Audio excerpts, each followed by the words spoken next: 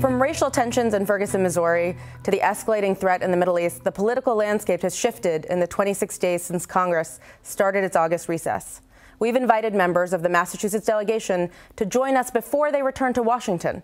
And tonight, WGBH News reporter Adam Riley sits down with Congressman Michael Capuano.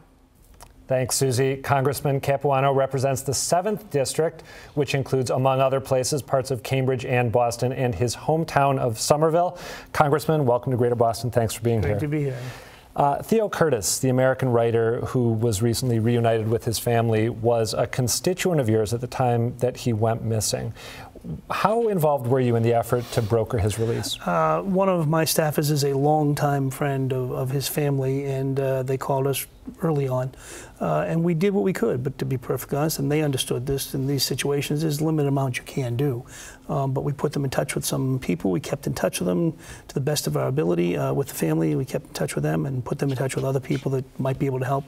But the family has a lot of resources on its own. They're a very capable family, and we did what we could to be supportive. But the truth is, that's a limited ability in these situations. Obviously, his release comes on the heels of that horrific killing of James Foley by ISIS recently.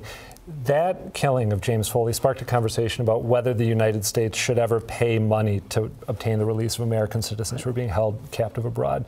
As a matter of policy, we don't. Is that something we should think about changing? No, I don't think it is. Because there'll never be enough money, and if it's money one time, it'll be something else the next time. So I think that that's an appropriate policy and a very difficult one to enforce, especially if you have a loved one that's involved. And there are other ways to get these things done. There are some people you cannot negotiate with. There are some who you can. Obviously, Mr. Curtis is home because there was some negotiations that went on. There was nothing paid there that I'm aware of. So that being the case, it's a tough policy, but I think it's necessary in today's world. President Obama has been taking limited military action against ISIS for a little while now. Yeah.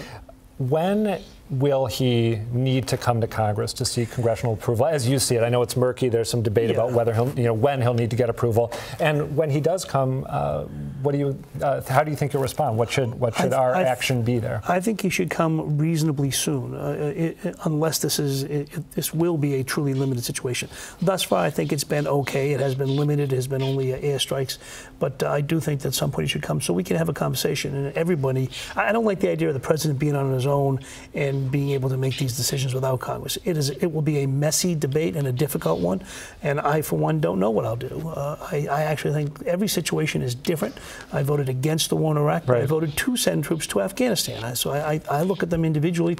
This situation right now, I am not ready to send troops, but I am also not ready yet to say that we shouldn't be doing anything. I think this one's a lot more difficult and maybe something that a coalition of the region, not just of Europeans, might be able to get involved in. But I'm willing to listen to the president and to others as we get further down that road. One of the arguments that you hear periodically is that the Iraqis should be capable of taking care of this themselves, or willing to take care of it themselves. Do you think that's realistic at all? Should be and are two different things. Should they be? Absolutely, they should be. But that's one of the reasons I didn't want to go into Iraq in the first place. They're more adept at killing each other than they are at defending their own. I'm not even sure they look at it as a country.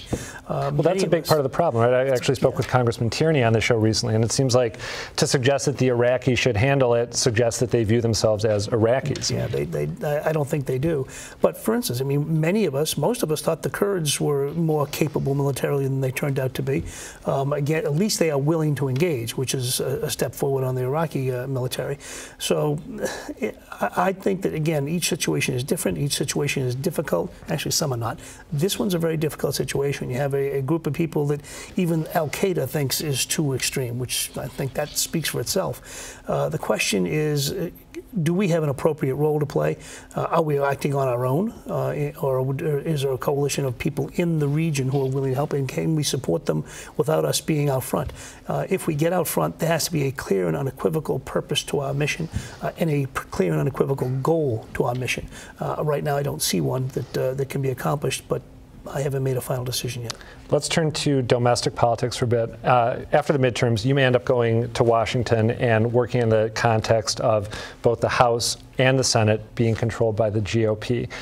If that happens, How can someone like you, I think it's fair to say, you may take issue with this, but an unabashedly liberal congressman, Democratic congressman, how can you be an effective legislator if that happens? It's a different role. I mean, you would probably take your mindset out of accomplishing anything positive and put your mindset into defeating bad things, or at least preventing bad things as best you can.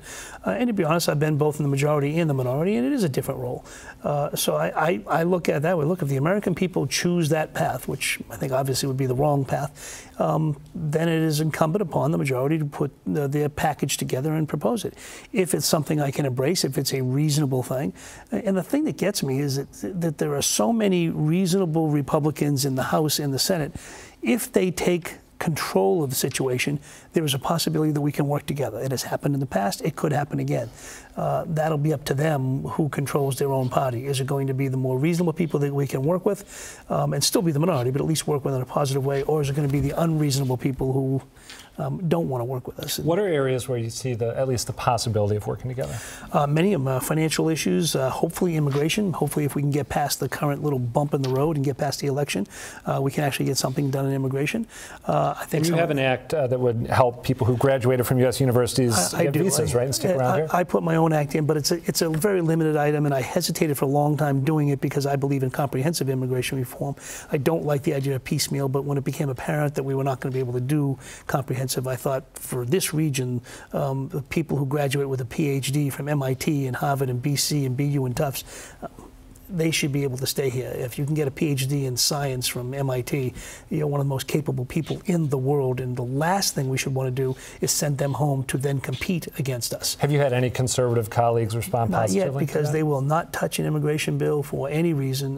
We've had lots of business groups who've supported it, lots of immigration groups who support it. But again, I hesitate to do that because I don't like the piecemeal approach, but piecemeal is better than nothing.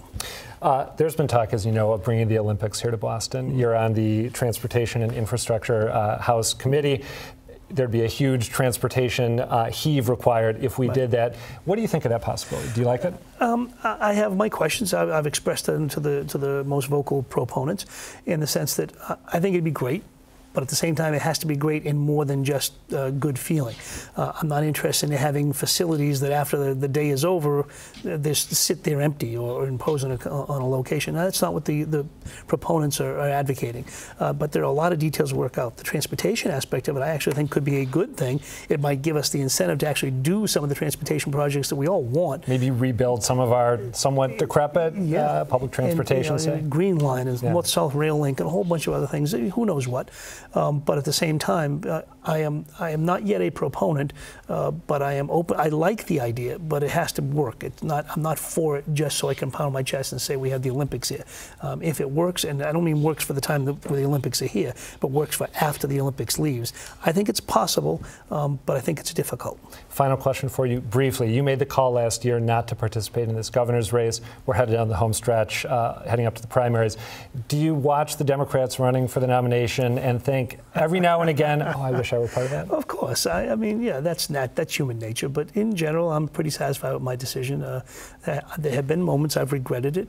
That's, again, normal. But I think that if I had made the other decision, there would be more moments that I would regret that as well. So I'm pretty satisfied. I think we have a good crop of candidates, and I think we're going to have a good election. All right. Congressman Mike Capuano, thank you very much for being here. Pleasure talking to you. I appreciate it.